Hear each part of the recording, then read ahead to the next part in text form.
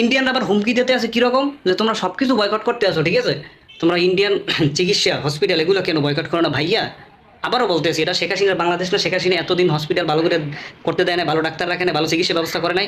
একটুখানি সময় দাও, একটু ধৈর্য করো, ঠিক আছে। বাংলাদেশে এমন চিকিৎসা ব্যবস্থা হইবে, সাধারণ মানুষ না, ভালো ভালো যারা লোক আছে, ঠিক আছে, রাজনৈতিক নেতা আছে, ভালো ভালো যারা লোক, ঠিক আছে, তারাও এই দেশে চিকিৎসা করবে, এই দেশে চিকিৎসা করবে, সেই ব্যবস্থা ডক্টর ইউনুস করে দেখাইবে মানুষকে।